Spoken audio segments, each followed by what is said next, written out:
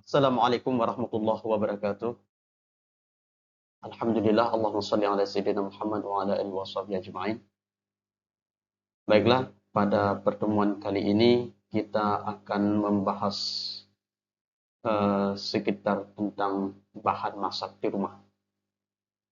Hari ini kita berbicara tentang pencucian bumbu dapur dari pasar, yaitu panduan fikih untuk kehidupan sehari-hari. Kita awali dengan sebuah pertanyaan umum.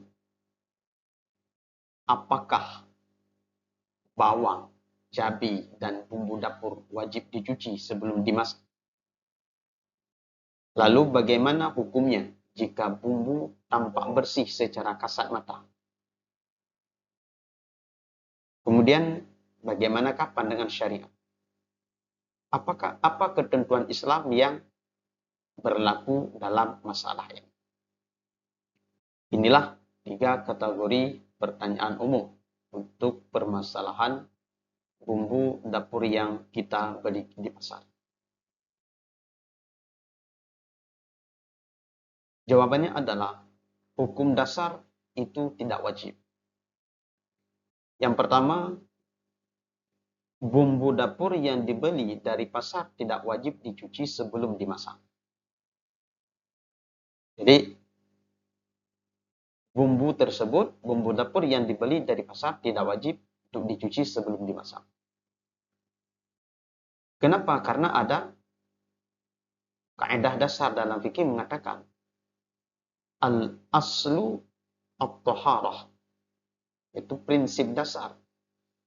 Prinsip dasar fikih, segala sesuatu dihukumi suci sampai terbukti sebaliknya. Artinya sampai terbukti bahwa adanya najis. Jadi pada hukum dasarnya itu adalah asal sesuatu itu dihukumi suci.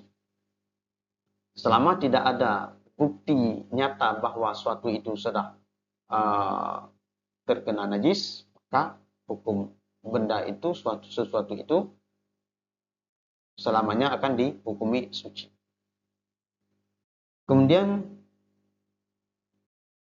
barang-barang baru dianggap najis jika ada bukti nyata dan pasti bahwa ia terkena najis. Jika suatu benda itu sudah terbukti memang adanya ainun najis pada benda tersebut, maka barulah sesuatu itu dihukumi najis. Maka dalam hal ini, jika dalam bumbu dapur tersebut, dalam rempah-rempah tersebut, sudah memang terbukti ada ainun najisnya, maka barulah bumbu itu dihukumi dengan najis. Jadi selama tidak terlihat dengan nyata ada bumbu tersebut adanya ainun najis, maka selama itu masih dihukumi suci. Lalu kapan pencucian menjadi sunnah? Meskipun tidak wajib, Islam menganjurkan pencucian dalam kondisi tertentu sebagai bentuk kehati-hatian. Kalau dari segi hukum wajibnya, memang pada dasarnya bumbu tersebut tidak wajib untuk dicuci. Akan tetapi, Islam sebagai agama rahmatan lil alamin, agama yang menjaga kebersihan, selalu menganjurkan untuk melakukan pencucian terlebih dahulu dalam kondisi-kondisi tertentu. Kapan bumbu masak tersebut menjadi sunnah ataupun dianjurkan untuk dicuci terlebih dahulu? Yang pertama, jika terdapat dugaan kuat bahwa bumbu pernah bersentuhan dengan benda najis. Ya, jadi ada kemungkinan kuat terkena najis. Maksudnya, jika terdapat dugaan kuat bahwa bumbu pernah bersentuhan dengan najis. Ini masih belum terbukti lagi ainun najisnya. Masih ada dugaan bahwa benda ini terkena najis. Maka di saat itu disunnahkan bagi kita untuk mencucinya terlebih dahulu. Kemudian dalam kondisi pedagang tidak terjaga. Artinya contoh pedagang yang tidak memperhatikan kebersihan dalam proses penjualan. Mungkin tempatnya kumuh, tempatnya tidak bersih. Sehingga ada indikasi bahwa bumbu yang kita beli itu terkena kotoran, debu pasar, debu jalan, segala macam. Maka di saat itu kita sunnah untuk mencucinya terlebih dahulu. Kemudian lingkungan pasar yang kotor. Bumbu yang disimpan atau dijual di tempat yang berpotensi terkena kotoran. Maka dalam kondisi seperti itulah disunnahkan bagi kita untuk mencuci terlebih dahulu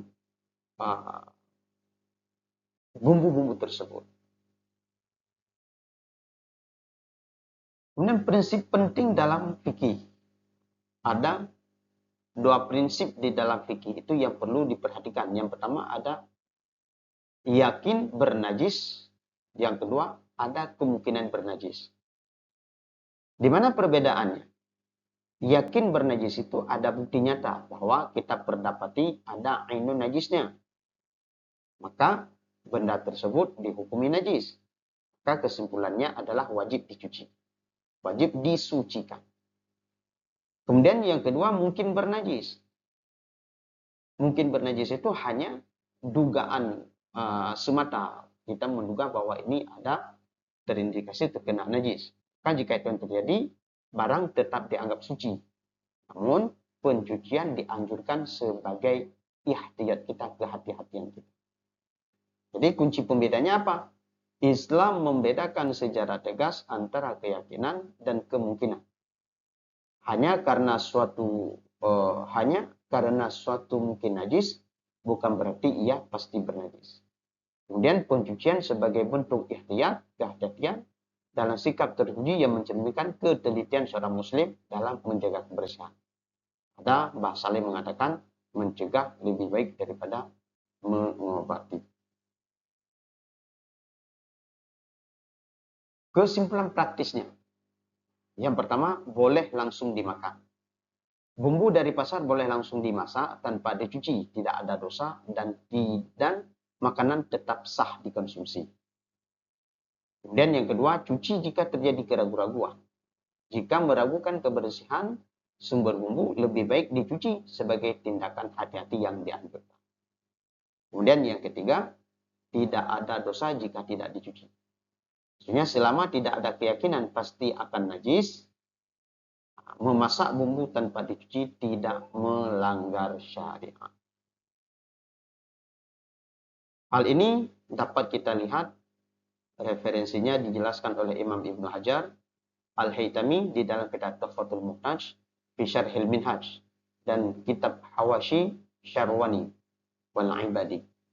Di sana dikatakan wa kharaja bil mutayaqqani najasatuhu madnunuha minhu wa min nahwi thiyabi khammarin wa khassabin wa kafirin wa mutadayyinin bi isti'malin najasati wa sa'iri ma taghlibun najasatu fi nawhi faka'annahu tahirun lil asli na'am yundabu ghaslu ma qaruba ihtimalu najasatihi wa qawluhum minal bid'i madhmumati ghaslu taubi jadidi mahmulun ala ghairi dhalik. Dan dikecualikan dari sesuatu yang diyakini kenajisannya, yaitu sesuatu yang diduga ada kemungkinan terkena najis. Baik dari benda itu sendiri maupun seperti pakaian milik peminum khamar, tukang jagal, orang kafir yang terbiasa menggunakan najis. Dan segala sesuatu yang pada jenisnya umumnya terkena najis. Nah, benda-benda tersebut dihukumi suci berdasarkan hukum asal. Akan tetapi disunnahkan mencuci sesuatu yang dekat kemungkinan terkena najisnya. Adapun perkataan para ulama bahwa termasuk bid'ah yang tercela mencuci pakaian baru, maka hal itu dipahami apabila mencuci pakaian tersebut.